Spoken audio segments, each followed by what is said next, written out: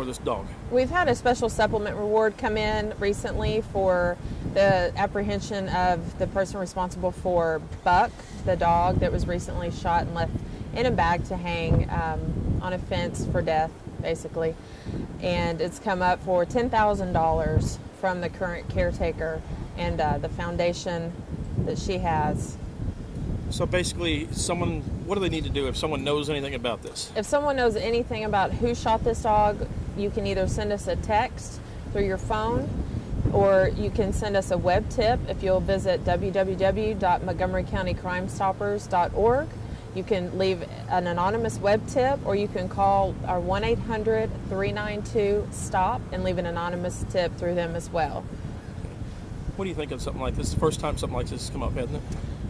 It's not the first time it's come up. I think it's the first time it's been really in the media, in the public, and it happens every day, unfortunately. And these animals are speechless victims, if you will, and we're just doing what we can to try to catch the people doing it. And what about the account? Are they going to start doing more with abused animals, or I'm sorry, not abused, but I mean cruelty cases for animals? Yes, Crime Stoppers. We are going to open a separate account dedicated to animal abuse cases within Montgomery County, and any benefits and whatever requests some of our board members may have to use that money for as far as animal cruelty. So we're going to start getting that going. And that's reward. Is that arrest and conviction, or how does that work? Just for an arrest. Just for the arrest of the person? Yes. Okay. All right. Was found just up the road from here on a Saturday morning about 6 weeks ago. He was spotted by my neighbor who was on his way to the store. There was a contractor's garbage bag tied to a T-post, and he saw it move, so he pulled over to investigate and found out there was a live dog in this bag.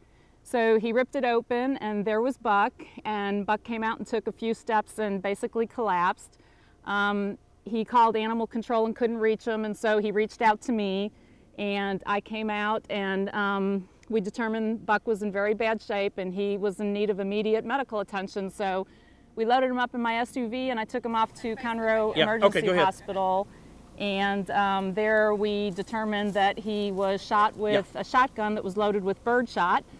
We originally heard buckshot, and that's how he was named Buck, because I had to name him really quickly at the hospital. But it was indeed birdshot. And he has hundreds of pellets in his body. When he arrived at the emergency shelter, he was virtually comatose, severely anemic, dehydrated, and also very hypothermic, because he was outside for at least 10 to 12 hours that night, and it was a very cold Houston night. So, what about now? You've got he's come a long way. I mean, he's come a long way. Everything else. He's come a long way. Pouring in for help in the medical bills. Absolutely. But now the biggest thing happened. With the $10,000 of money spent in Crime Stoppers, actually made a change in Crime Stoppers. Absolutely. Buck has a large fan base, and thanks to his fan base, he was able to receive all the medical attention that he needed. Come here, Buck. And I do want to mention that Buck is now permanently blind in his left eye, and more than likely permanently blind in his right eye. We're going back to see the doctor on March 2nd to get that diagnosis. But because of all this, I reached out to Buck's fans to raise a supplemental award through Crime Stoppers of Montgomery County. And on a 3-day campaign, I was able to reach $10,000 for a reward to find the person that shot Buck, which is awesome. I let the fans speak, and the fans raised $10,000 for Buck. I have signs all up now in my local area where I live here.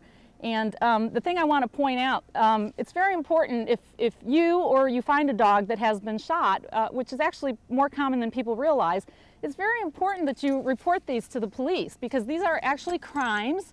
In many cases, they're felonies. And, excuse me, Buck, you're on camera. And statistics show that 70% or more of people that abuse animals go on to abuse humans and commit other crimes in the future. So it's really important to catch these people in the beginning instead of waiting later, to when they're creating worse crimes in society. It made a change in Crime Stoppers too. They're now set up a separate thing for abused animals. Yes, Crime Stoppers is now accepting donations. Oh, thank you, Buck. For donations that you can make to Crime Stoppers, which will be used towards supplemental rewards for animal abuse and cruelty cases. Well, without the help of Crime Stoppers, one of the things that we have is a lack of tips. And so with partnerships with groups like Crime Stoppers that step in and help not only funnel but provide a means for people to provide tips and be anonymous in those tips, will go a long way in getting accurate information that may be the missing pieces to the puzzle to hold people accountable for crimes such as this. What about cruelty cases? I mean, we've got buck, you've got a couple other cases here in the county. We do. Cruelty cases have largely been unreported.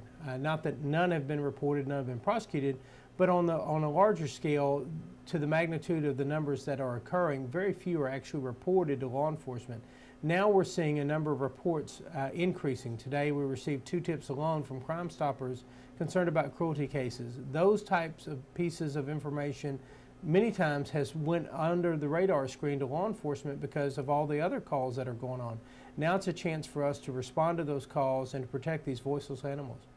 What about, you get quite a few through here a year. What did you average a year in cruelty cases? We're probably going to see an increase of investigations go probably up 20 to 30% this year alone, because the number of cases now are actually going to be reported not just to animal control for neglect cases, but also to law enforcement for cruelty cases where an animal has actually been shot, such as buck, or tortured and left for dead like Penny was. Okay. And what about penalties and something like this if they are captured, caught, or arrested? Sure. There are 2 classifications. One could be a felony and one could be a misdemeanor. It depends in large part to the extent and the culpability of the person who's causing the damage or injuries to the animal. Because they are looking possibly prison time. Absolutely. What is the law basically on shooting an animal? I mean, is there a fine line around there or not? I think there's certainly the ability for a person to protect themselves, but there certainly must be a situation that would cause them to fear immediate and imminent harm from the animal attacking or biting. And just simply to shoot an animal because it's on your property does not qualify in that. And that's shooting of any means, whether gun, BB gun, pellet gun, anything. Absolutely. And we're working one now where an animal was injured and his leg eventually amputated as a result of being just at the wrong place at the wrong time. While it should have been on its own owner's property, the fact that it was on someone else's property did not justify the animal to be shot and eventually lose its leg to the injuries. All right.